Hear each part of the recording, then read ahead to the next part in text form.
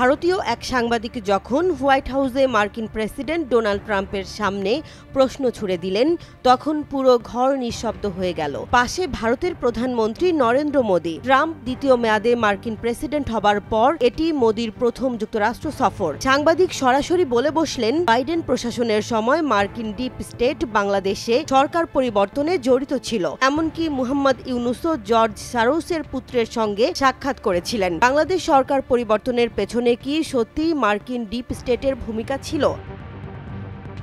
ট্রাম্পের জবাব, আমাদের ডিপ স্টেটের এখানে কোনো ভূমিকা ছিল না। এটা এমন একটা বিষয় যা ভারতের প্রধানমন্ত্রী নরেন্দ্র মোদী দীর্ঘদিন ধরে সামলাচ্ছেন। সত্যি বলতে এটা শত শত বছরের ইস্যু, তবে আমি এটি মোদীর হাতে ছেড়ে দিয়েছি।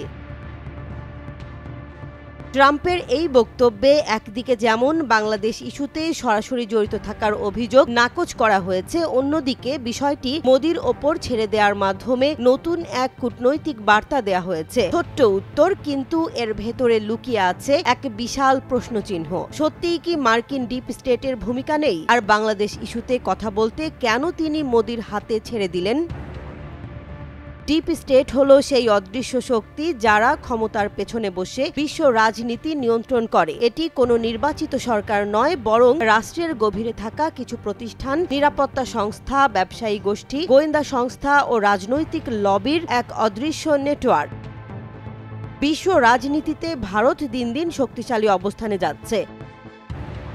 বাংলাদেশ ভারতের অত্যন্ত গুরুত্বপূর্ণ কৌশলগত মিত্র। তবে ট্রাম্পের এই মন্তব্য বাংলাদেশের জন্য কি সুখবর নাকি নতুন এক কূটনৈতিক সংকেত? ট্রাম্প ও মোদীর সম্পর্কের এই উষ্ণ অবস্থার মানে কি এই যে বাংলাদেশ প্রসঙ্গে ভারতীয় অবস্থানই প্রাধান্য পাবে?